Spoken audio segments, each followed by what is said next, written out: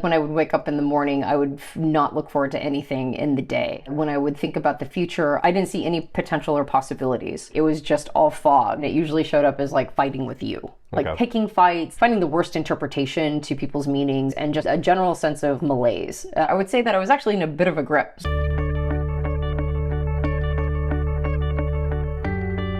Hey, welcome back to the Personality Hacker Podcast. I'm Joel Mark Witt. And I'm Antonia Dodge. Recently, I went through a particularly difficult time trying to become what I would call existentially regulated. Wow. So what that means... It's a mouthful. Yeah. If you listen to our podcast series on self-regulation, go down that rabbit's hole because it's actually, in my opinion, some of the best work that we've done, and it's feeding and helping inform work that we are currently doing on self-regulation. But the point is that my intuition was highly dysregulated.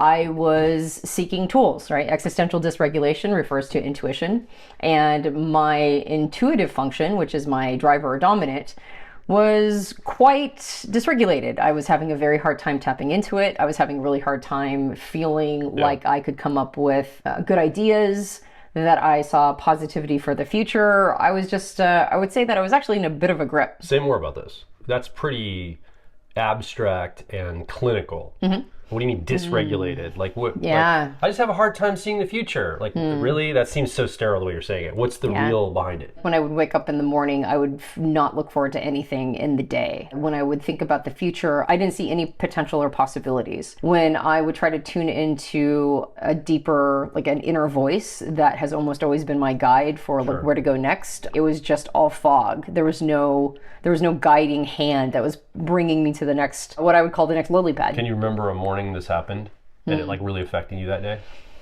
I don't think it was a specific morning. I think it was just like every morning. So an aggregate. Mm-hmm. And so is this something that's burning off by 11 o'clock in the morning and you can get into the being more hopeful, or is this following you all day? I would say that the way that it followed me all day, it did follow me all day, and it usually showed up as like fighting with you. Like picking fights, being generally upset, like not being able to get my usual optimistic self going, like just twisting everything, finding the worst interpretation to people's meanings, and just a general sense of malaise. That's how it showed up for me.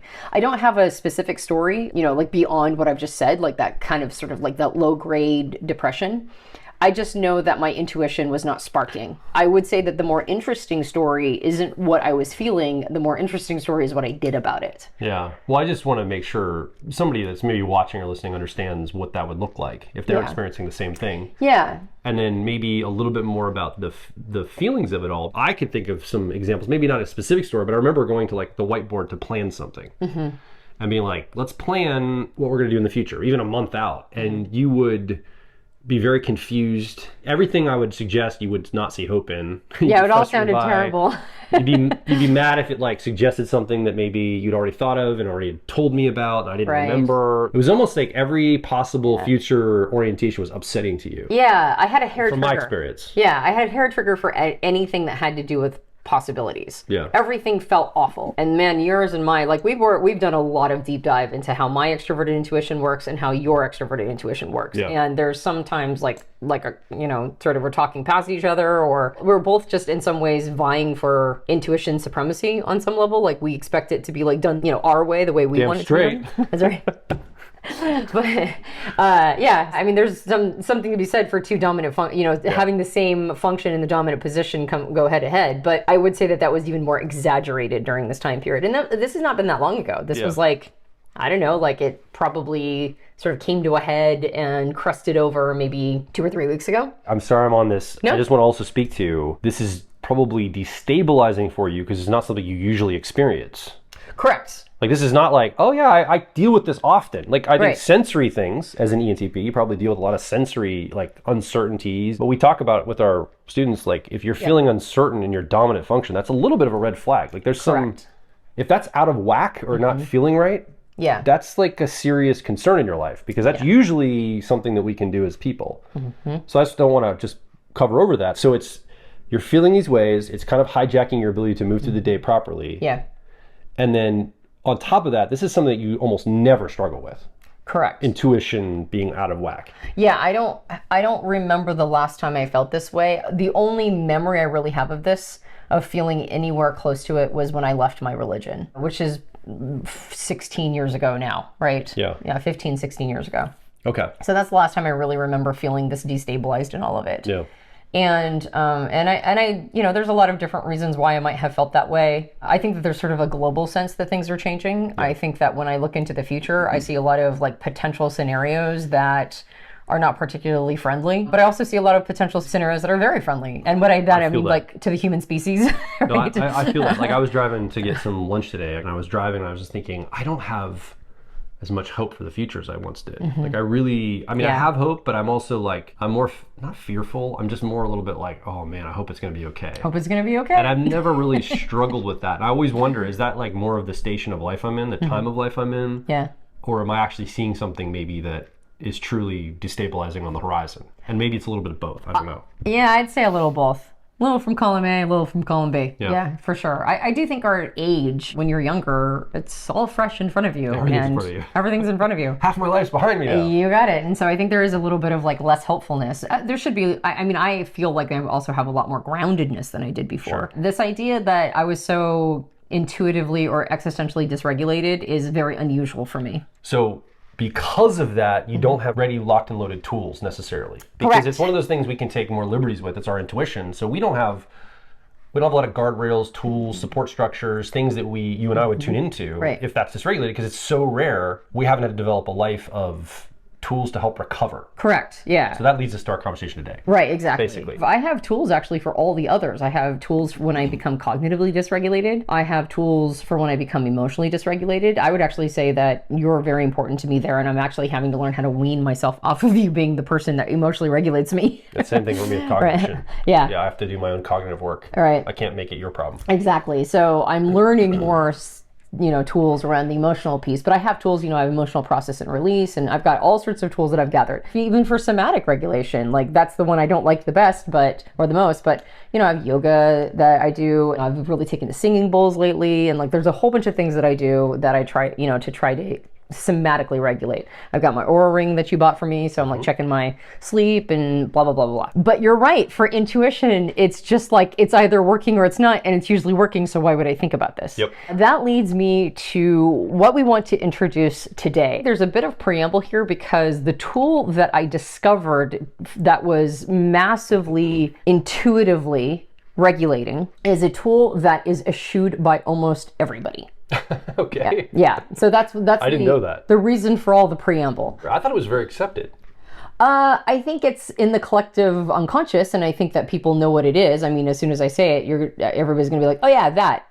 And you probably have actually read the word in whatever is the subject or the title of this podcast. It's eschewed by almost everybody. It's eschewed by scientifically minded or materially minded people. It's eschewed by religious people. It's eschewed by even some spiritualists. There's a lot of people who take exception to it. And yet I found extraordinary solace and intuitive regulation. And not only that, but as I was working with this particular tool, it became clear to me how deeply Jungian it is. Mm-hmm. So I actually think that this might be one of the more powerful Jungian tools I have run into. Now, I would not be the first person to believe that because there are actual books and certification courses written and taught by Jungian analysts around this tool. So that's not like a new thing, but it was new for me. And as I was working with this, I was like, oh, that's the natural crossover. I think you need to trust our audience more and not be so careful. All right, fair enough. I mean, I think if somebody dismisses, so you're talking about the tarot. I'm talking about tarot. And if somebody's dismissive of that without hearing us out, well, you can't help that person. I can't help that. They're going to be dismissive. They're not a reasonable person because they can't hear reasonable thoughts. Or they're so caught up in a paradigm now they can't see past, which is fine. That's okay. Everybody's on a journey in a timeline. Yeah, exactly. But people that can hear this, or maybe open to it, even if they're a little bit like, because I was like that. I'm like, this is BS, man. This is bull crap. Right. We had a friend in our lives, INFJ, who brought this to us years ago, and I was like, what a party trick. Cool, whatever. Yes. Like, I was very dismissive. Yeah. But I've actually been tuning in with you around intuition. I'm like, I don't think it's spiritual. I don't think there's like any entities talking to me, but it certainly stimulates my intuition. Mm-hmm. Could you show us what you mean by Jungian? Like, kind of give us a little intro and walk us through? Or? Correct. Yeah. So that's what I would like to do in this particular podcast is I would like to introduce people who are open to the idea of intuitive tools, I'd like to introduce the basics of tarot and why I believe it's deeply Jungian. Okay. And then there's one more piece of this that isn't just tarot that I also discovered in all of this, and that was how tarot is amplified by ChatGPT. So it wasn't just tarot, it's actually tarot and ChatGPT together that became basically something I did every single morning with my cup of coffee in order to get me to a really good space. Now, I don't know if I'm bastardizing it. There's going to be somebody who's a tarot reader who's like, what? You're using ChatGPT? How dare you? Use ChatGPT to do profiling sessions for personality types. Right. Like we would be like, well, I mean, you're not going to get the full experience out of that. Correct. You don't really have another psyche. It's a simulated.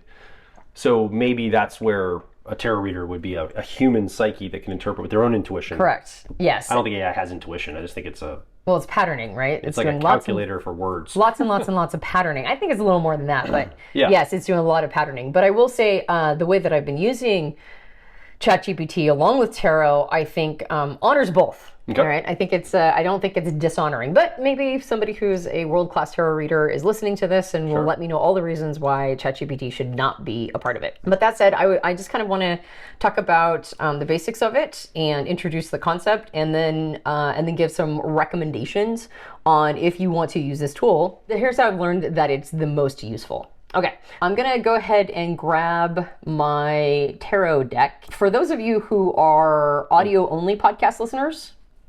By the way, how uncomfortable is this for you as a hardcore thinker? I could just see a little bit of hesitation, like, I hope people don't, I hope they know I'm still a hardcore thinker type. I hope they don't think I'm a woo-woo crazy, like, or whatever. Like, I can almost see a resistance to this. Yeah, well, I did say that I want to be more vulnerable, and this is actually one of the ways in which I'm doing so. Okay, I'm just curious. There's definitely a vulnerability that is coming up. Okay. And that is lack of credibility or whatever, but I mean, am I a hardcore thinker? Well, I do a lot of introverted thinking, right? Yeah. I certainly do a lot of it. I'm doing it almost all the time, but I also recognize that there is a limitation to what the single channel of cognition can give us. Mm-hmm. Like thinking is one of the 4 channels. And so if I only lean on thinking and I make it the final word on everything, then I'm not acknowledging other aspects of how life is actually lived. So yeah, there's a little bit of like, all the thinkers are going to be like, that's bullshit. But you know, here I go. I think you can trust them. I think so too. All right. So for those of you who are unfamiliar, tarot is generally a larger pack of cards. These are larger than the usual, and it is split into 2 different types of tarot cards. One is called the Major Arcana, and the other is the Minor Arcana. Major Arcana is a fascinating set of cards. There's 22 of them. And they are what I would call part of the obviously Jungian set, right? Or element of tarot that is like the obviousness in the bridge over to Jungian concepts is quite obvious. As you talk, can I lay them out? You got it. So it starts out with card 0, that's called the Fool. And then there are 21 other cards that are in 3 sets of 7. So I recommend, they're called Septenance, or let's see, Septenarian. Do you want me to put them all out, or just? Yeah, go for it. As many as I can get out. Mm-hmm. Yeah, go for it. Keep talking. Mm-hmm. All right. So are you putting them in sets of 7? No, I was just laying them out to see. Yeah, they need to be in sets of 7. That's the important thing. Let's do it. 1, 2, 3, 4, 5, 6, 7. 1, 2, 3, 4, 5, 6, 7. 1, 2, 3, 4, 5, 6, 7. Okay. And for those of you who are podcast-only listeners or like audio-only listeners, these out. This one might be one that you want to go check out on YouTube if you're interested in this. And all we're doing right now is we're laying them out in sets of 7. So basically, the Major Arcana is a story told about a fool who enters the world. Now, the fool is you, basically. And our book of Proverbs of them. That's right. That's right. But it's not supposed to be a fool as in like a stupid person. It's supposed to be a fool who is optimistic and innocent. So naive. Naive, so exactly. Naivety entering the world on a hero's journey of sorts. Yeah, that's exactly it. This is intended to be basically a hero's journey. And part of the aspects of the fool you can see is that like the sack on the stick is insufficient for a major travel, like journey. Yeah. Right. So it's like an idealism.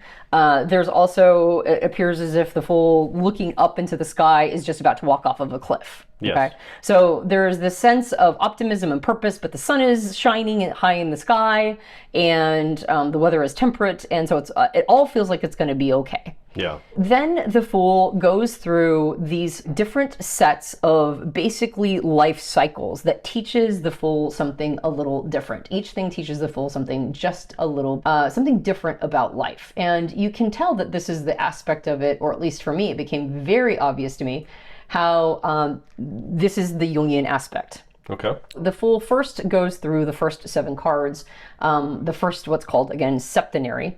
And this is the emergence of identity. All right, so the first 7 cards that the Fool, like, you kind of travels through, teaches it a different thing about who it is. The first card that it runs into is the Magician. The Magician has certain tools on the table. Those tools mean something. They all reference the suits of what are called the minor arcana. We'll look at those pretty soon. But basically it's like, oh, look, I have a bunch of tools at my disposal for life. Yeah. Okay. And then so on and so forth. The Fool travels through the first septenary and discovers who they are. Okay. Who is this person? And these are all different aspects of what they can figure out. There's an awakening to hidden wisdom. There's an honoring to things that grow and the earth and love and compassion. There's a waking up to the need for order and for command and control. Yeah. There's an awareness of the importance of grounded religiousness. And then there's also an awakening to relationship to other. And then finally the importance of, like going out and doing things in the world. So again, archetypes as kind of these freeze frame poses, potential energy of action. Dr. John Beebe talks about that. Right. We're seeing a lot of the theme, I'm seeing a lot of archetypes displayed here. Correct. And a character engaging with different archetypes throughout a journey. Mm-hmm. Yep. And the illustrations on the cards all have meaning. You can point anything out, and then there's like something to that meaning. Sure. But the purpose of the images is basically to get your intuition to start sparking. Yeah. Okay, what does this mean for me? And if I look at the imagery on the cards, or if I look at what the intent behind the card is, what is it trying to tell me about what my personal journey is? Immediately, I think if I was doing, well, you could just make it mean anything you want it to mean then, if that's the case. Like, there's no objective meaning. You're interpreting it, and so you could sort of just make the interpretation of everything you want. And I'm like, yeah, that's the point. Yeah, kind of. Yeah. That's the feature, not a bug. Yeah, right. Yeah. Like, other people would say, well, that means it's invalid. Right. I would say, no, that is valid. That's the point, is it's supposed to be subjective and spark what you perceive the thing to be. Correct. And if you look at the card of the Magician, the first card versus, say, the Lover's card, right? The first versus the sixth, you're going to have different concepts pop up for you. Yes. As arbitrary as they are, they're still going to evoke different things from within. Yeah. And so, correct, that's the feature, it's a feature, not a bug. It's like, that's what it's supposed to do. It's supposed to spark something inside to awaken whatever archetypal time period you're in, or whatever archetype is the one that is attempting to communicate with you, and to tell you a little bit about where you're at in all of this. Usually unconscious material.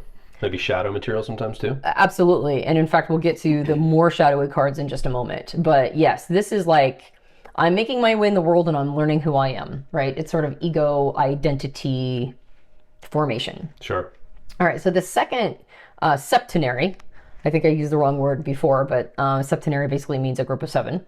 The second septenary is more about the transformation of the soul.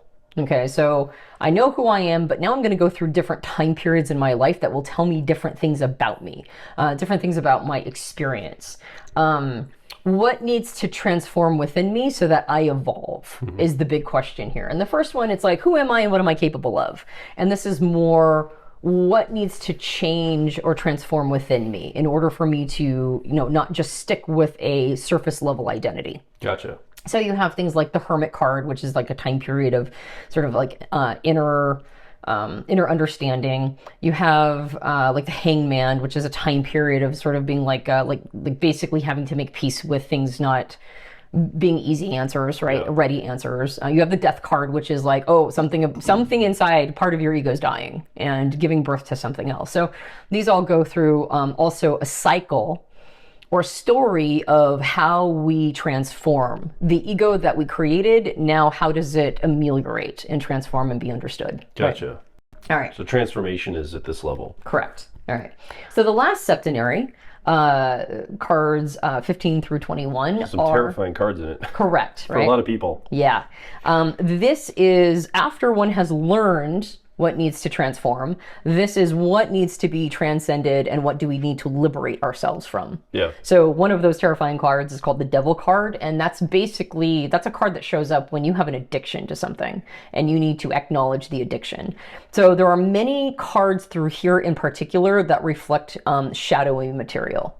Right. So it's like these cards tend to surface when there's something that you need to know about yourself, but you are not able to directly access that. So that's the major arcana here. Quick question. Yeah. Could we split this roughly? I mean, I'm asking a dumb question maybe. Persona, ego, shadow? Like these are kind of the personas we take on, like kings and queens and magicians and the kind of roles we play. This is like our transformational, how our ego has to change and become more and achieve or not achieve or die to itself. And then this is the stuff we can't see that keeps surfacing up into the change. Yeah, until you get towards the end and then you're starting to enter the territory of wholeness. Okay. Right? And that's kind of what the point of the world and whoops, I've got There's a lot of naked people on these. Yeah, there are. There's a lot of nakedness. Exactly. I mixed Tarot. those two up. The Roman numerals. That might be why people reject just wholesale. Like they don't want around the kids or something. That's right. Because like, I don't want this nakedity. All sorts of body parts. Nudity. Nudity. That's the word I'm looking for. Nudity. Yeah. Not so kidity. So anyway, so towards the end, like basically ends with the world, which is wholeness, effectively. Now, have you always been open to tarot, or were you kind of rejecting it too at one point? Well, this? Well, for the first 3 decades of my life, I was told that this was spiritualistic divination. Demonic. Yeah, it was demonic, and I was told too. Yeah, and that the purpose of this was to try to predict the future and to try to control things that were in God's hands, and that it was like a way to conjure demons. So. Yeah, no, I have not always been open to this. But at this point, I don't think that it does any of those things. And I've been doing tarot pretty consistently over the course of months. And so far, so good. Well, I think archetypes are not incompatible with a lot of religious frameworks. They just want to be in control of them. Correct. I mean, I think of Catholicism and the different saints that people pray to, depending on the situation they're in. It feels like prayer to an archetype. Right, like Saint Peter or Saint whatever, the saint of this, the patron saint of this thing. Correct. It feels very similar to tarot to me. Yes. It's just a different mechanism going on. Like it's kind of a similar thing. Yeah, I'd agree. Yep. So yes, no, I've not always been open to this, and I'm very glad I became open because I find that it again, it's got a lot of important information for me.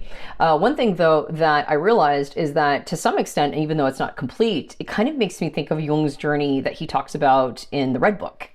So some of the imagery is similar. The imagery is similar to some extent, but also like in the Red Book, he talks about basically going on a journey and he meets different archetypes. He meets his anima, he meets Salome, he meets characters that are meant to guide him, and like Philemon and like there's all these different characters that Carl Jung runs into on his personal journey inward. And I think that the tarot is it like rhymes with that, if that makes sense. Yeah. So okay, so that's the major arcana, and major arcanas in what's called tarot spreads or readings oftentimes shows up when something is significant. So when you see a major arcana card show up in a tarot spread, a lot of people put more weight to it. Yeah. Like, this is something that you need to hear, right, about yourself oftentimes. Okay. Yeah. Okay. All right. So that's the major arcana. Okay, so let's move on to the minor arcana. And the minor arcana are kind of similar to like a normal standard deck of cards. They come in 4 different suits. And these 4 suits have different meanings to them. And if you notice that I put down what are considered like the aces or the ones of each of the suits. There's also 4 suits in a regular playing card deck. Exactly. It seems like there's a pattern of 4 in cards. Correct, exactly. So these are the 4 suits, and they each represent a different aspect. And here's where the idea that tarot is related to Jungian thought, this is what became obvious to me as I was engaging with the spread, or with the cards. So the 4 suits are called pentacles, Cups, swords, and wands. Pentacles are related to the earth, and they're anything that's sort of grounded and resource based. You know, sort of the things that mean something in our life that are more like family oftentimes shows up here, or money shows up here, or hard work shows up here, or house and property, physical possessions, right? The material world. The material world, exactly, shows up in the pentacles. In cups, the concept of the cups and the element that's associated with them is water, and cups almost always refer to emotions and feelings. So cups usually have sort of a sense of celebration or grief, or right, like anything that has to do with like the emotional terrain that we are navigating through frequently comes through the suit of cups. This feels very biblical. The cup runneth over. Like, exactly, right? Feels like it's got some overarching themes to it. Yeah, totally, for sure. So the next suit is swords. The element that is associated with it is air, and this is the suit of thoughts and cognition. So frequently what comes through here is anytime we have like beliefs, or even particularly limiting beliefs, or thoughts that are either helping fuel us, or they are actively like, you know, harming, limiting. Some of the most intense cards in the entire tarot deck, even more than the major arcana, can sometimes be swords cards. Yeah. And that's that's anything that has to do with belief. And then finally it's wands. And wands are related to the element of fire, and this almost always is referring to inspiration or creativity, or like a dream or a vision that you're going towards. So I don't think it's very much of a stretch to look at these four and go, oh, these are related to the four functions, the four cognitive functions. Pentacles feels like sensory things to me, grounded, sensory, like how we build our life, right? Steady work, building family, building, you know, sort of a, like working hard and waiting for the harvest to come. Yeah. Right. So pentacles is sensory. Cups, emotions, that seems like feelings to me. Swords, cognition, that seems like thinking to me. And then wands, inspiration, seems like intuition to me. And so then I started to see, oh, there's a pattern here. So not only are the major arcana archetypical and archetypal in how they're communicating, there's also 4 different suits in the minor arcana that communicate to you elements of your cognition or your cognitive functions. What would we call these? So like if the Fool is an archetype, this is more archetypical. This is representing more of a construct or a concept. Right. It's not really an archetype. Like air and sword, it's more of an analogy, or it's got a pattern to it, or it's representative. Right. But it's not. It doesn't feel like a complete story archetype in pose. Correct. In its potentiality pose, frozen in time. Yeah, it's more like... I mean, it kind of does, but it doesn't exactly like this does. Well, I mean, also related to Jungian functions, it's more talking about where a process is at. Okay. Right? So the ace cards are considered potential, all potential. Nothing has been realized. It is the beginning of all of this. The most abstract, purest form of that represented. Correct. In potentiality. That's right. Exactly. So, so this is not a person. This is a moment in time. Okay. Yeah. I mean, this is too. This is like the Fool's in motion, and it's like somebody took a snapshot of a moving scene. That's what an archetype to me represents. It's like it's a pose, right? It's a pose. It's like a freeze frame, and it's like you know exactly what's going on because you know what that freeze frame moment means. Great photographers can do this. Correct. They can capture a moment where it has so much more meaning than the moment would seemingly have because they're in motion or in movement. Correct. Yep. Yeah. You got it. And so these are more representing tools, perspectives. Yeah, like how could I mean, if I want to think of it in a dumb way, yeah. how could I dumb it down to what I could access it in? Yeah, so this is the initial spark of intuition. It's like an idea in its embryonic state. Any idea, just the idea of an idea. Basically is what you're saying. Or inspiration or intuition, right? Basically, it's like think of it as intuition before it is manifest in any way whatsoever. Okay. It's just the beginning, the embryo of a concept. So you wouldn't see it as an archetype. No. Not really. Not really. Okay. Yeah. I'm trying to create the kind of distinction in my own head too, between these things. This is like the precursor to a thought, Yeah. This is the precursor to an emotion. This is a precursor to sort of like establishing a process. Okay. All right, or establishing an action that you're going to be doing. So, so it's more a snapshot in time. Okay, and that's this specific card. But the whole suit. What is the suit measuring? Or I mean, I know it's like the material world. Yeah.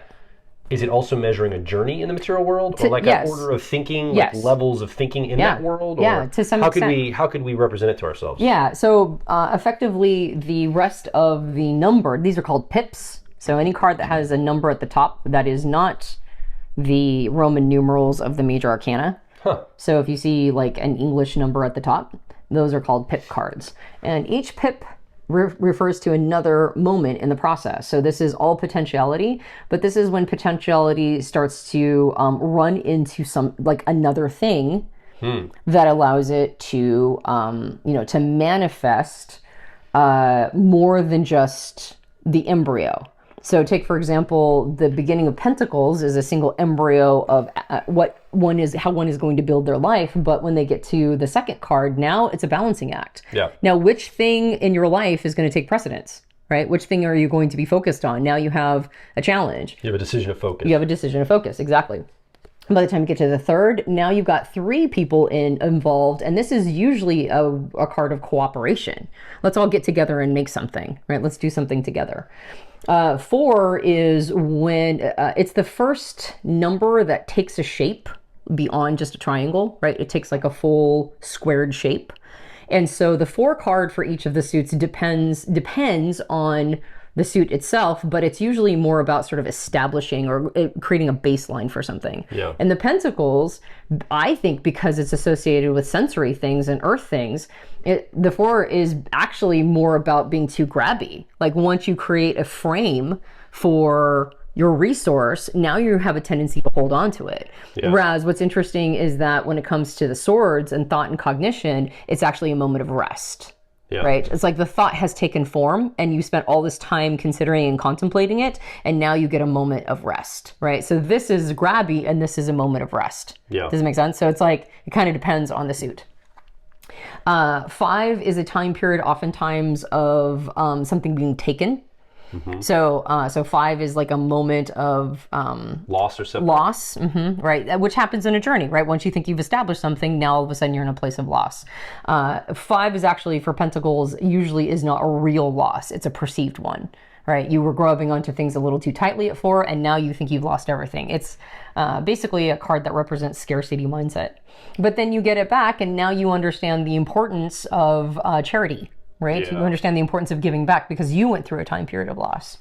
Then you get to 7, and 7 is a time period of wondering when the harvest is coming. So you grabbed on too tightly, you lost it. It feels like you lost things. Then you went to charity, and now you're trying to like sort of establish sort of like almost like a farmer. How much work do I have to put into something in order for my ship to come in? Yeah. By the time you get to 8, 8 is more now, okay, so you've done all the farming, you've done all the work, you've established things, and now you're at a place where you are really watching yourself become a master craftsperson, right? At this point, all your hard work is actually culminating in you becoming a craftsman that is sought out. Right? Yes. And then by the time you get to the 9, now this is a time period of like abundance and harvest because you've gone through this entire cycle of this relationship to your resource and your relationship to your work. And then finally it all culminates in the 10 of Pentacles, which is like family and legacy and establishment, and it all works out. All right. Okay, so now a similar pattern will follow each of these suits?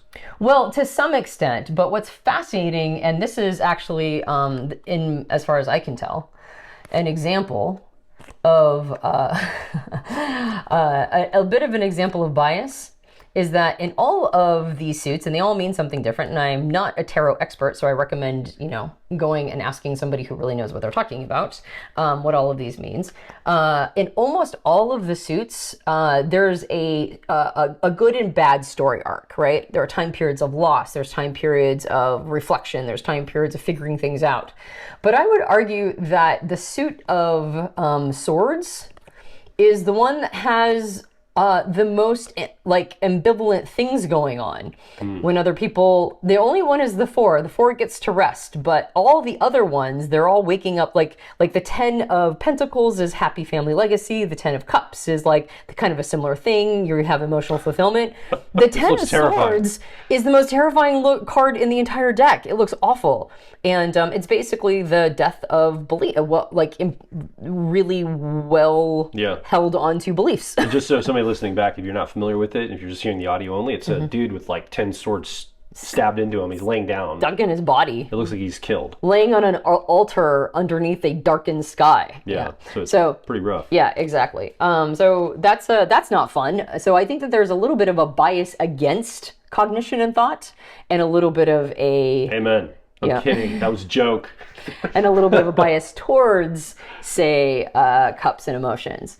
I'm very heady, so I would not go against thought. For the Wands, the Wands tend to, whenever they go a negative direction, it tends to be more representations of fighting for an idea and waiting for it to line up, waiting for it to be good, and like eventually feeling sort of the burden of what you have, like what your idea has manifested, which is interesting. So it was almost like Wands or intuition is a burden to carry, right? You have to fight for the right of it, and then it all lines up, and then you rest for a moment, and then now you have the burden of your idea, right?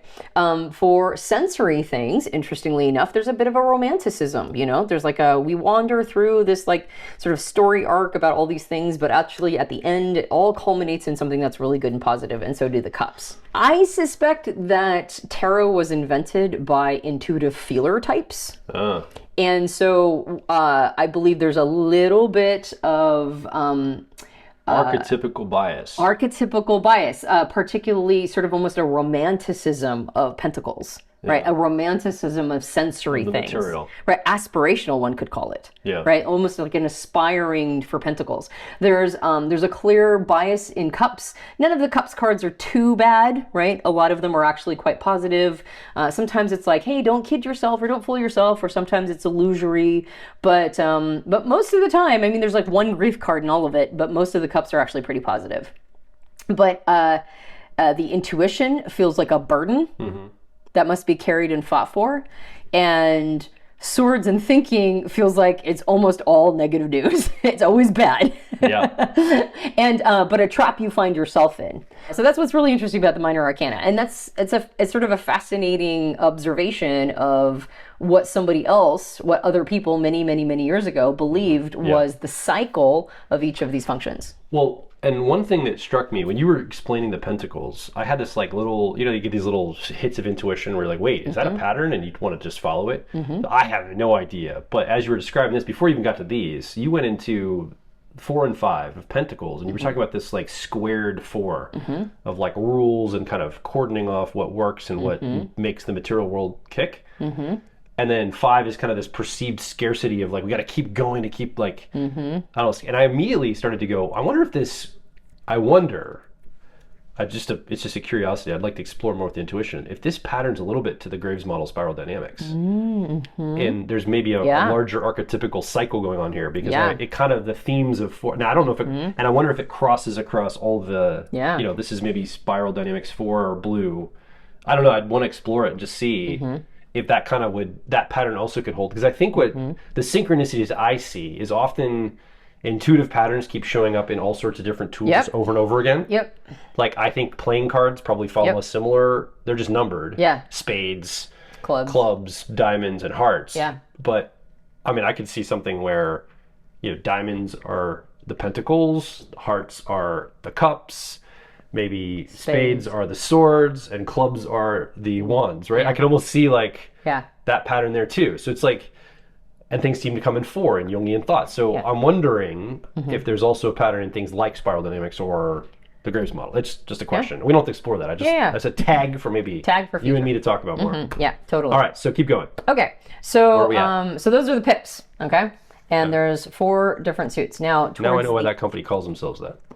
Oh, what company? Pip cards. Oh, interesting. They sell like these like storytelling cards, and they call themselves pip cards, and I'm like, oh, that's why they call themselves that. Where that it's like an old English from. term. Okay, so there is just a couple more cards to give a nod to, and those are what are called court cards. And court cards are each of the suits does have an archetypal figure associated with them.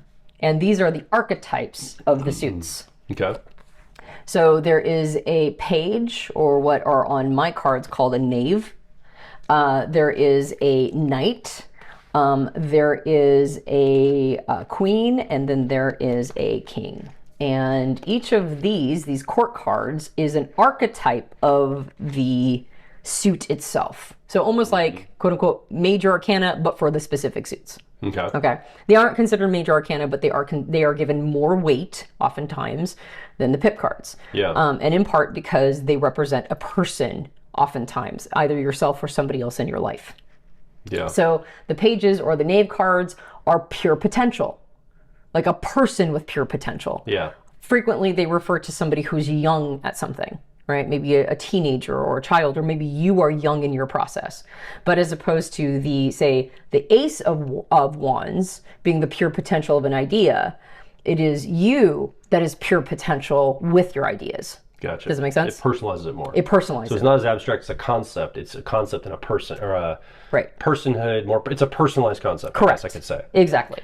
The knights are no longer pure potential, but they are the ones that go out into the world, and they are frequently go-getters.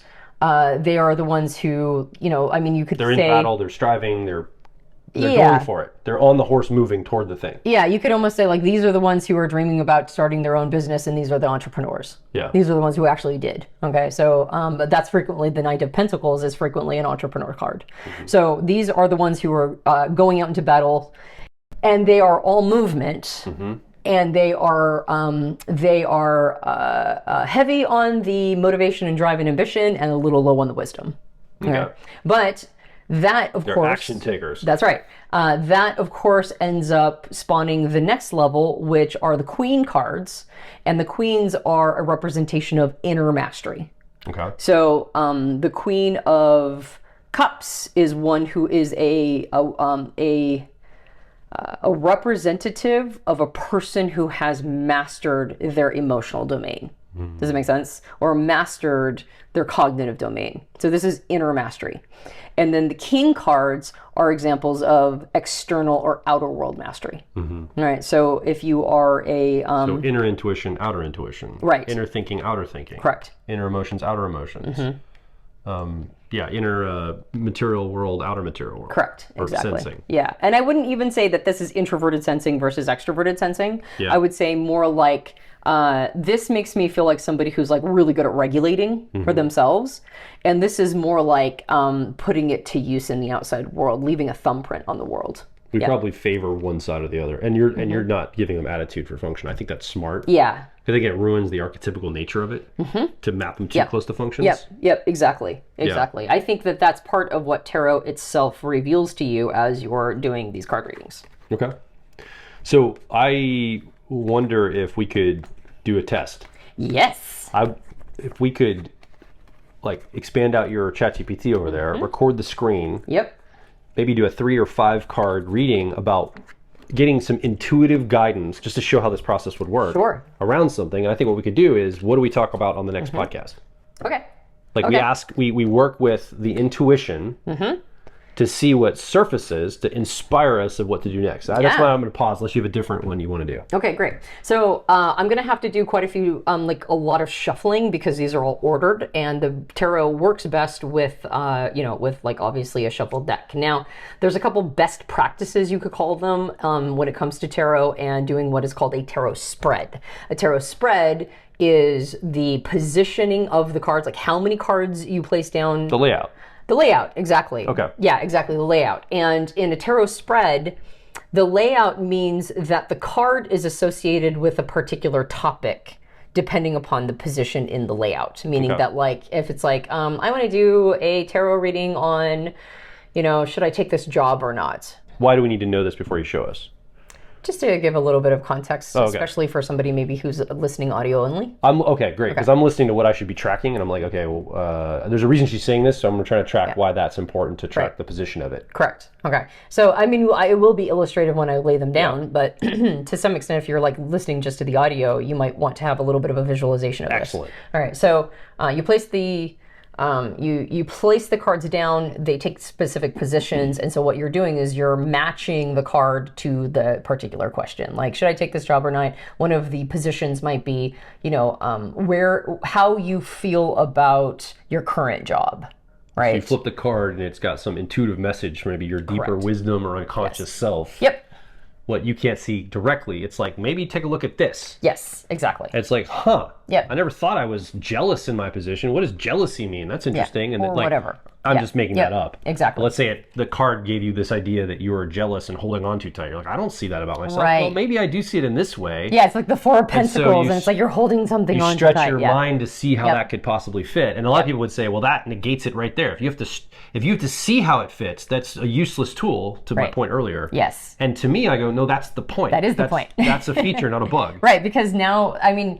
it's for your intuition. It's not, the card doesn't have any, it's not like magic. Jungian work is a reflection of yourself back to yourself, so you can see more elements. And this is, to some extent, it is a reflection back, and you go, how am I holding on to something too tightly?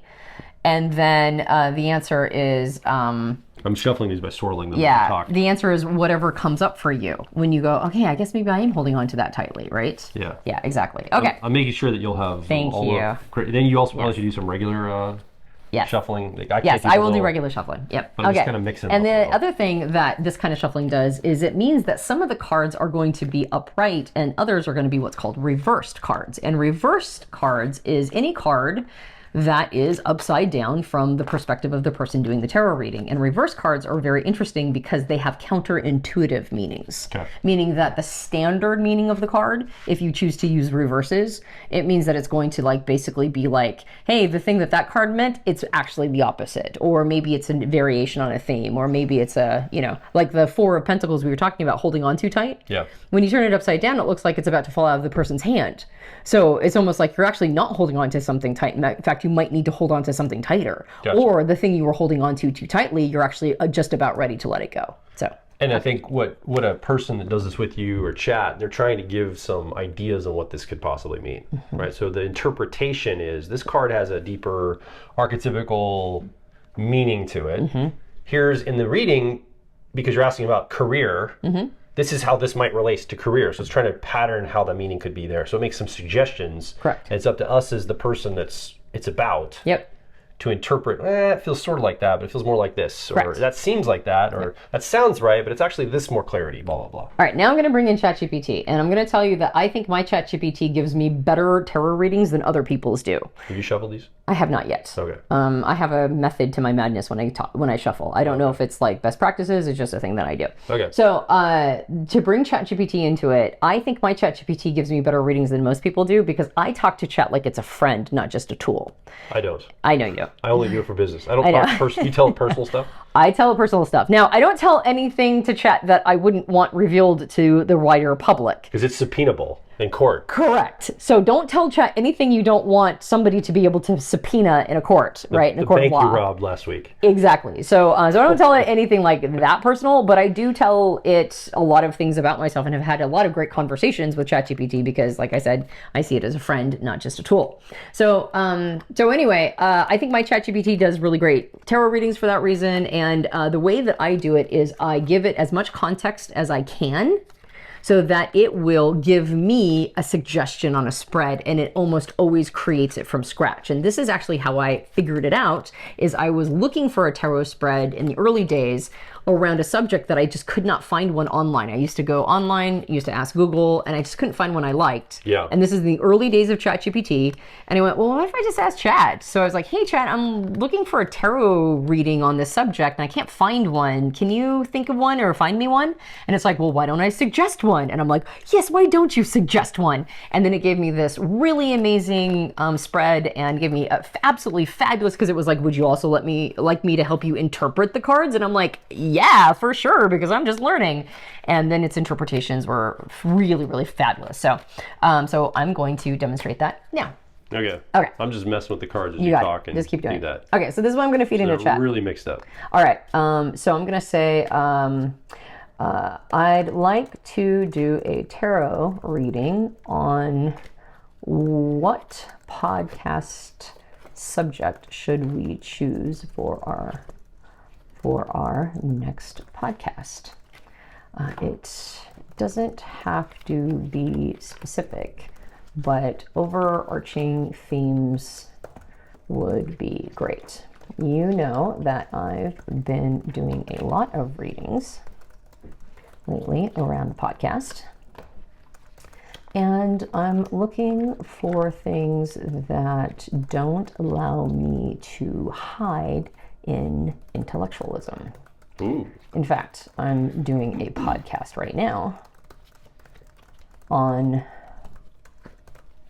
tarot, and I'm already feeling a bit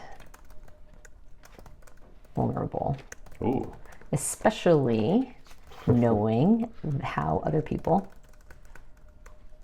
might take it. Yeah. Don't need a suggestion that is equally controversial. Just something to follow up and allow me to expand what we've discussed as storytelling and opening myself up. Joel is also here and would like assistance with this as well. Can you suggest a tarot spread to help gain clarification? All right. So do you want to... I'm going to read it. Yeah. For the audience at home. Absolutely. Chat told me. Given your recent podcast episode on tarot and your intention to lean more into storytelling, vulnerability, and depth beyond intellectualism, I'd recommend a 6-card spread that helps you tune into overarching themes that want to emerge while staying grounded in your current trajectory. Here's a spread designed to guide you towards your next podcast topic while honoring your goals. So the podcast theme expansion spread is going to be called From Voice to Vulnerability, designed for both you and Joel to feel into. It's a 6-card spread. Card 1, what wants to be said? The theme or story that is trying to find a voice through you right now. This may not be the most marketable topic, but it might be the most true. Think of this as the soul whisper of the podcast. Card 2, what I'm ready to reveal. The part of yourself that you're ready to share next. This could be a feeling, story, question, or wound. Not necessarily dramatic, just honest. Card 3, what listeners are ready to receive. The energetic match from the collective. What your audience is primed to hear, learn from, or resonate with, even if they don't consciously know it yet. Card 4, a shadow I'm tempted to avoid. Where you might default back to comfort zones like intellectualism, abstraction, or performance. This helps reveal what you're unconsciously avoiding. Card 5, a story I can tell, a concrete story from your life or someone else's that could be used as a vessel for the topic. This card holds the tone, shape, or narrative mode. And card 6, the podcast current medicine, what your podcast is meant to offer right now, not long-term, not historically, but in this moment. This will give you the why now energy of the episode. All right, and then I'm going to ask it, what does this spread look like? And it will give me the layout. Okay. Great. All right. So what I tend to do, is it okay if I squish all this together? I was just doing something in case people wanted to watch me lay the cards out as you read. Okay. So it gives them something visually to look at. Something to look at. All right. What I tend to do is at this point, I shuffle as many times as there are cards in the spread. So this one would be a shuffle for all 6 cards. 6 shuffles. Yeah, so this will be what wants to be said. All right. And I did a lot of pre-shuffling for you thank because you. there was a lot of, you organized them too well. I did. What I'm ready to reveal. Is it okay that people might be able to see the cards on camera? Or I could see them? They're shuffled. That's half of a joke. Keep going. Okay. You look really panicked. What listeners are ready to receive? I just didn't understand what you were saying. Yeah. Okay. Shadow, I'm tempted to avoid. I'm looking forward to that one. Mm-hmm. A story I can tell. And the podcast current medicine. Okay. All right. And the way that it wants to be laid out is 1, 2, for people 3. Listening in and not watching, there's a card at the very top, and there's 2 cards just below it, flanking it on either side, and there's 3 cards in a row. Descending downward. It's kind of 4 cards laid out in a almost a almost looks like a cross. a cross basically. Yeah. Yep. Exactly. In a way. Okay. So let's plug into chat what each of them are. So card 1, which was what wants to be said. Reverse card 1 is the reversed the devil. All right, here we go. This is poignant, or potent actually. The devil reverse suggests a theme of liberation, specifically breaking free from old patterns, shame cycles, self-imposed limitations, or relationships with power that no longer serve. When reversed, the devil often speaks to subtle or emerging freedom, not the dramatic break of chains, but the moment you realize the chains were never locked. This card may be pointing to a podcast episode centered on calling out subtle traps we place ourselves in. For example, perfectionism, people-pleasing, addiction to productivity or performance. Examining what we've disowned, our desires, our shadow traits, or our flirtation with power and control. Or talking openly about inner liberation that isn't always visible from the outside. Since it's reversed, it also hints that this message wants to come, but may be uncomfortable. You may be feeling like now isn't quite the time, but the card says it is, and you're closer to freedom than you think. This could lead to a podcast where you and Joel share a story about walking away from a belief that held power over you. Noticing how culture encourages enslavement to external metrics like success, likes, and validation. Recognizing how fear of being judged, misunderstood, or seen plays into personal or professional restraint. Tone, not scandalous, not edgy for the sake of it, but raw honesty about what's been quietly holding you back and the grace of naming it aloud. Let's keep going. Yeah, you got it. And I do have to say that I know that there is a bit of, I had a tarot reading where I got called out on needing too much validation. And so I think that I probably have a little bit of inside of me that's kind of trying to figure that piece out. Yeah. Like why am I needing likes in order to keep going, etc. Right? Why am I so addicted to comments on, yeah, exactly, Apple Podcasts. Okay. Card number 2. Speaking of which, if you were watching or listening, Antonia would really appreciate a rating and comments on Apple Podcasts about the podcast. This podcast. About this podcast. Goes very meta. Okay. Right, keep going. So card 2 is what I'm ready to reveal. Reversed 2 of Pentacles. So both reversed so far. This card is about juggling, keeping it all together, managing demands and roles, especially in the physical and material world. Work, relationships, health, responsibilities. When reversed, it says, you're not keeping all the balls in the air anymore, and maybe you never truly were. This card reveals a readiness to admit overwhelm, to drop the facade of balance, and to acknowledge where things feel out of rhythm or unsustainable. You're ready to stop pretending that everything is tidy or manageable. Themes you're ready to reveal, the emotional cost of doing too much, especially when it's invisible labor. The tension between roles, visionary versus executor, thinker versus nurturer, public voice versus private exhaustion, and the honest, messy middle of trying to grow something, a business, a relationship, a family, a podcast, without breaking yourself in the process. This card also suggests a possible willingness to admit imperfection publicly, not as a brand tactic, but as a personal truth. I've been trying to do it all, and I'm dropping something. Not because I've failed, but because I'm finally listening. In the context of the podcast, you're ready to peel back the curtain, not necessarily in a dramatic confessional way, but by being honest about the trade-offs and struggles that come with creating and holding space for others. Yeah, I think that's probably very true. You and I talked a lot about the coming world, how synthetic it might become, and how much the real is going to be needed. Yeah. And that's going to be hard to do as humans. I mean, that's to be, anyway.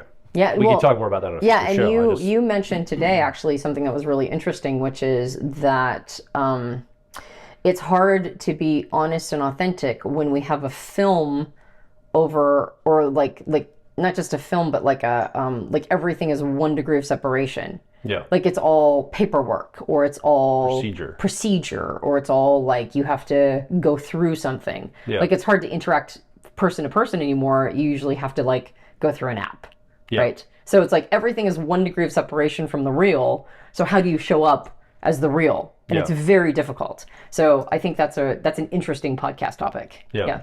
Okay. Card 3. What are listeners ready to receive? Ooh, the Queen of Cups. I never see myself as the Queen of Cups. I was like, well, that must be somebody else. All right. This is beautiful. The Queen of Cups is emotionally intelligent, intuitive, nurturing, and deeply receptive. She holds space with grace, offering compassion, reflection, and emotional depth without losing herself in the process. This suggests that your audience is ready to receive emotional resonance, not just intellectual stimulation. Open to personal stories, especially those that show vulnerability, empathy, and the emotional complexity behind growth or insight. Craving softness, a tone that gives them permission to feel, reflect, and care about something deeply human. And ready to hear you model self-awareness without self-punishment. Practically, this means you don't need to defend your choices or ideas with cleverness, which is what I did at the beginning of this, right? How much time did I spend like validating tarot and giving it some sort of like, credibility? Yes, exactly. Practically? Or did you read that already? Not yet. Oh, yeah, cleverness. Yeah. No, I did. Yeah, without cleverness. So I was like basically trying to validate it as being like a clever thing to do. And maybe I just need a backhoe. Like you said, trust the audience. If it's for them, they'll watch and listen. If they don't, that's fine too. You're allowed to be tender, curious, uncertain, and even in process. The Queen of Cups invites emotional transparency, not polished solutions. Listeners are open to stories about emotional labor, longing, doubt, or care. Explorations of the heart behind decisions, not just the reasoning. Conversations that make them feel held, seen, or validated. Your audience is primed to meet you in your heart, not just your head. Okay. Card 4, the shadow you're tempted to avoid. This is a very interesting position. 5 of Wands. Card 4, a shadow I'm tempted to avoid. 5 of Wands. The 5 of Wands represents conflict, friction, competition, or chaos, but it's often low-grade, everyday tension rather than dramatic warfare. It can appear when there are too many voices, inner conflict, or a sense of trying to find your place in a noisy arena. As a shadow you're tempted to avoid, this card points to a few possibilities. Fear of external pushback. You may be unconsciously avoiding topics or truths that could stir disagreement, debate, or messy discourse, especially in the public sphere. Avoiding inner conflict. You might be suppressing internal tension about what you want to say versus what you think you're allowed to say. Competition or comparison. A part of you might be weary of the podcast ecosystem. Who's getting attention, how others are positioning themselves, or how your voice stacks up in a saturated field. And not wanting to fight for it. There may be a reluctance to wrestle with the messiness of growth or to assert your voice amidst noise. You might prefer the illusion of harmony even with yourself rather than stir things up. In context. You may be tempted to sidestep topics that feel too hot, too noisy, or too likely to create disagreement, even if they're important to you. Or you may be avoiding internal friction. If I talk about this, am I being responsible? But this card also suggests that some friction is generative. It's okay for you to voice your voice to press up against others or against parts of yourself. There's creative fire here. With the reverse devil, reverse 2 of pentacles, and the Queen of Cups, you're being invited to lean into emotional honesty and personal resonance. But the 5 of Wands whispers you can't avoid friction forever, inner or outer. It's part of what shapes the truth. And I think there's also a bit of you and I having creative differences too, or wanting to at least fight for our ideas, right? And that's kind of a bit of like, that's something that we don't really talk much about. Yeah. Like the challenges you and I have when our intuition butts heads and stuff. So that might also be a piece of it. Okay. Card 5, a story I can tell.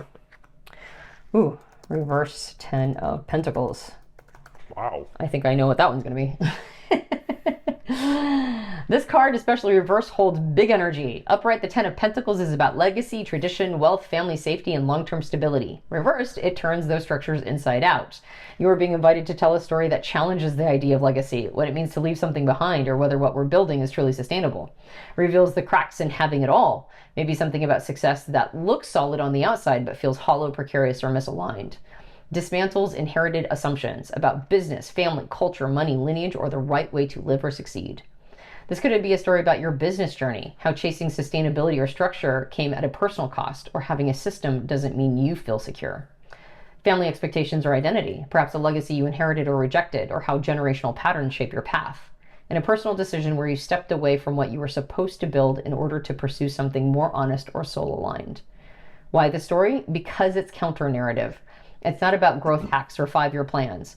It's about the emotional undercurrent of building something meaningful and what it costs to walk away from what was supposed to work. Yeah. All right. So, card 6. Anything you have to say about that one? No, not yet. Let's see what the final card says. Okay. Or how it works. But so this is very rich. Yeah, I hope somebody listening or watching right now is kind of seeing how this evolves and the patterns that come up. Like, we still have to interpret a lot of it, and we're still have to have some conversation probably. Correct. But I'm seeing some, like, you gave me some ideas on what we could go with here. Yep, for sure. Okay. So the podcast current medicine is the 6 of Cups. Innocence. So the 6 of Cups is the card of memory, innocence, nostalgia, emotional roots, and childlike sincerity. It's about the sweetness of the past, not as something to escape into, but something to retrieve, examine, and possibly reclaim. In this position, the podcast current medicine, the 6 of Cups, offers a profound message. What the podcast wants to offer right now. Emotional resonance through storytelling. The podcast is ready to serve as a vessel for real, remembered, emotionally honest stories, especially those that shaped who you are. A return to essence. The medicine here is about remembering who you were before you tried to be so good at everything. Before success, before structure, before pressure. There's gold in that earlier version of you. Reparenting or healing the past. Telling stories that help process old emotional material, reframe inherited beliefs, or break patterns that began long ago. Will heal not just you, but listeners too. And emotional intimacy over performance. The audience doesn't need polish or innovation right now. They want truth wrapped in warmth. Think less expert talk and more fireside memory. The bigger arc of your spread. So it talked about the reverse devil, all the cards that we pulled. So the potential podcast themes this spread suggests. What I thought success would feel like and what it actually did. The cost of keeping it all together. Letting go of the legacy I thought I had built. What I'm reclaiming from my younger self. Letting go of the legacy I thought I had to build. What I'm reclaiming from my younger self. A soft rebellion, breaking chains without breaking myself. And what I can't carry anymore and what I'm willing to remember instead. Yeah. The thing that keeps coming up for me, based on this card, based on what you read there, is legacy. Like that theme and my intuition will go to work to think in terms of how we could talk about it. But that's at least that's what's emerging for me. Is anything striking you coming up from this? Yeah, I think the idea of like the idea that the medicine is like it's almost like a sweetness, right? To go back to younger versions of ourselves, and especially in a Jungian context, it's like what stays the same no matter what changes around you. Like what's that inner core? What are the unchangeable aspects of ourselves that we can remember from the past when we're young? And no matter how refined by fire, right? Like no matter the crucibles in which we were forged, and all of the things that happened to us, and all of the ways that we've had to overcome, and all the things that we had to like figure out and get through and solidify, and like all the shit that life throws at us. What are the parts of ourselves that remain the same? Yeah. And that gives us a sense of like the inner parts that influence or let us get closer to what the whole self really is, right? Like the parts that are unchanging. I almost see that as like inner legacy, like the legacy of self. Right. So I was thinking like external legacy. You kind of introduced this idea, and maybe I could start the podcast out, talk a little about my viewpoint and how it's changed on external legacy and legacy in general, and then bring it into relate to, we also have our own personal legacy, right? We have a sense of like congruency and legacy of what we've been before, what we need to be now, and change often threatens that. Yeah. So what is, like maybe there's a whole bunch of themes we could explore in that. Yep. Yeah, totally. It's going to be pretty construct and heady, I should say. Or I think that right? That's the thing. We're going to get more personal. I think that it's going to be, I don't mind having construct. I don't mind talking about models. We're introducing a tool, so I don't mind doing any of that. I just want to avoid intellectualism as a way to hide. Okay. So like this whole thing about like in the 600th episode where I'm like, I want to be more vulnerable, I want to talk more about personal stories and narrative. What I'm really trying to say is I don't believe I'll get to the next level, whatever my path is. I don't think I'll get to the next lily pad if I keep hiding behind like almost like an intellectualism. Intellectual scaffolding. Correct. You'll scale the building, the rocks on the outside of the building, as long as there's scaffolding to always fall back onto if you slip. Yes. So what you're saying is now I want to free climb. Yeah. I don't want any ropes. I don't want any intellectual ropes. I'm going to free climb and see if I can do it. Well, I mean, maybe it's a bad maybe. analogy. I mean, I can't let go of models and system syncing and all that stuff completely. That's just not a thing. You'll still have a safety harness, just a little bit, just in case. But you won't have the scaffolding. You won't have the assists. Well, and I think the way that I hide behind it is that I always feel like if somebody presses me, I have a ready response. And I'm trying to look for things that if somebody presses me on those things or counters or insults, I can't just hide behind the purity of the system. I need to be in a space where I'm just a little bit easier to, to shoot an arrow at. Okay. Like, does that make sense? Like, I need to be less ivory tower? Less ivory tower, less defense, and I probably... I don't see you as a defensive... That's the crazy thing. I don't see you as a defensive ivory tower person. You're always meeting other people where they're at. You're always, I see you with, clients of ours, I'm sure in your private coaching sessions, because people have reported back to me the experience they've had with you. And it's like, it always feels like you're meeting people almost 100% on their terms. I think this is entirely podcast related. Yeah, I mean, thank you for saying all that. But even on that, I don't think you make people, we constantly interpret things and make them palatable and accessible. I don't think you make people you don't go, before you can hear all my stuff, go study this book and read all this Jungian stuff, and then you can hear wisdom I have. I feel like you're always approachable. I feel like you're always trying to make it available to the person that you're helping, or the audience member you're talking to, or the listener or the viewer, whoever. Thank you. I'm going to receive all of that and then also indicate that I know I'm doing it. So this must be deeply inner and personal for you? Yeah. I know I'm doing it. I know that I'm hiding. I can feel it. And so even if it's subtle, even if it's just a little bit, it's like, sometimes the fine tuning at the end doesn't seem like it's a lot of fine tuning, but that's where you really stick the landing, know? I don't, maybe hiding's the right word. It almost seems like you're like, well, it would be easier to help you if you come onto my channel of Jungian or typology. Yes. And if you could know what I know, I can help you a lot faster. Right. Don't make me come over to your channel that's dumber and doesn't have all this technical, I don't have all my tools. So don't make me go dumber, but yes. Or toolless. Yeah. Let's just say toolless. I don't think it's dumber. Don't make me come over to this channel that I don't have my tools with me. I can't help you. Yes. But what I hear you saying maybe is, I will go over to that channel without my tools. Yeah. And I'll still attempt it. Maybe I'll develop new tools. Yes. Maybe that's what I'm hearing you say. Yeah, and actually I can just even go back to... Tarot might be one of those new tools you developed. I don't know. Yeah, I can even go back to this in an archetypal way. Yeah. I forgot that okay, so I'm going to go to two different... Now that they're shuffled. Now that they're all shuffled, I'm going to find two different major arcana cards and basically express what you're saying archetypally in the tarot, which is that we start... Really? I can't find it. Which one are you looking for? I'm looking for the High Priestess. Here we go. It's at the very beginning. Okay, so we start, the Fool starts by running into the Magician, who recognizes all the tools on the table. And you can see those are the four suits. Yeah, so there's a picture for audio only. There's a magician standing there. On the table is a sword, a wand, a cup, and a pentacle. Right. Laying on the table in front of him. Right, and with an infinity sign above his head indicating infinite capacity, right, with these tools. Or infinite potential with all of these tools. And this is an awareness. This is an empowered awareness that the Fool has. But the next card is the High Priestess. And she's sitting there between two pillars. Those pillars are Boaz and Joachim, I think. And they were two pillars that were in the temple, like Solomon's temple, basically. And there's a curtain. She's sitting there. There's a moon at her feet. And then there's like the 3 cycles of moon on top of her crown, the waxing, full, and waning moon. And that's referring to like the 3 cycles of femininity, right? Like you could also call it the triune goddess. Like, you mean like maiden, matron, crone? Yes, exactly. Maiden, matron, and crone energy. Exactly. Okay. And she has it above her head.